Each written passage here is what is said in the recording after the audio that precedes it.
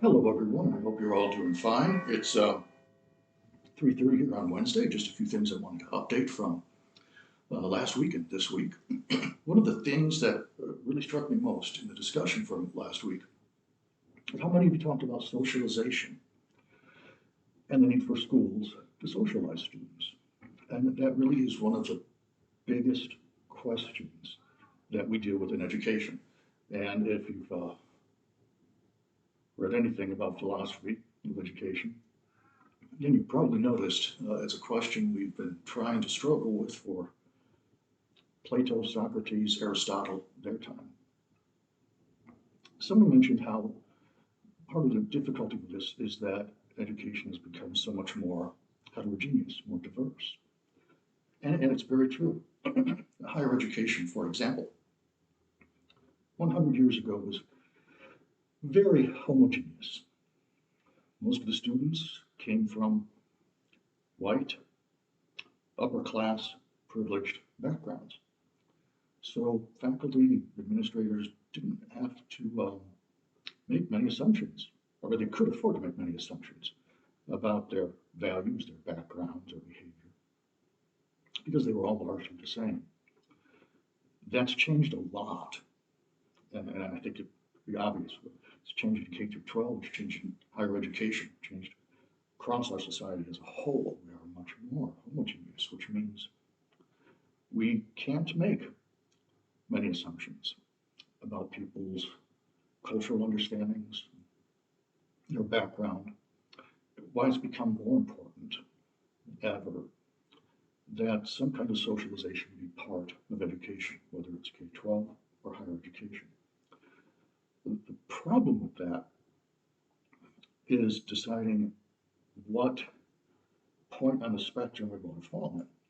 We can't go too far in socializing people according to any one set of cultural expectations because it may override their individual liberties. On the other hand, we can't ignore the problem at all because then, well, it leads to all kinds of problems, chaos, cultural misunderstandings, or making sure, or that we ensure that our students come out of school with some kind of cultural commonalities. And that can't happen if we go too far on the other end of the spectrum. One of you mentioned how you approached that as an administrator with respect to it was a prom or homecoming. It was the first time that you had allowed students from other districts or schools to be there. And in order to avoid problems, misunderstandings, you had some processes in place.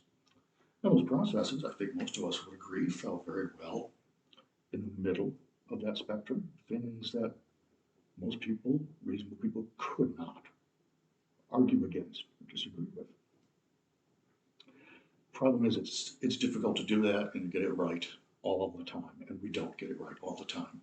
And the other problem is that solutions that may seem workable today, whether it's policy or law, may be less effective, even counterproductive years from now. So we have to constantly keep going back and reevaluating how we do things like this, such as how we socialize students, how we make sure that students come out of school with some common cultural understanding.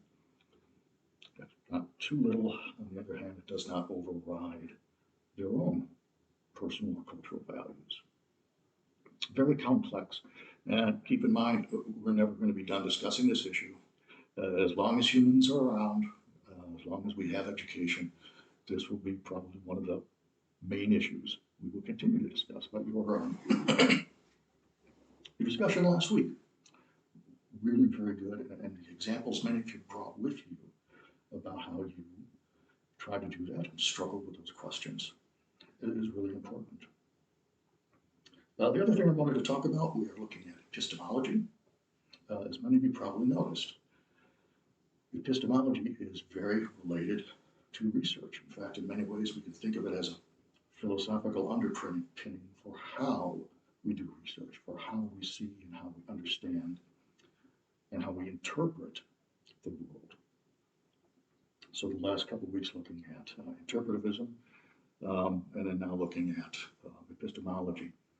This is where you're going to really see some connections to social science research. And these things are going to be really important for you to keep in mind as you approach the dissertation process. Because some of these things will lead to theoretical frameworks that you'll need for any kind of dissertation. So this is really where you're going to see philosophy become most relevant for you, especially in your role as a doctoral student. So something to keep in mind.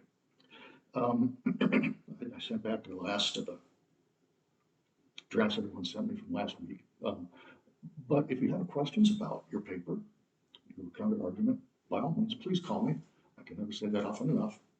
I'm glad to talk with you, meet with you however you might feel necessary. Zoom, phone, on campus, my preference. In any case, you know where to reach me, and I'll be in touch again soon. Bye for now.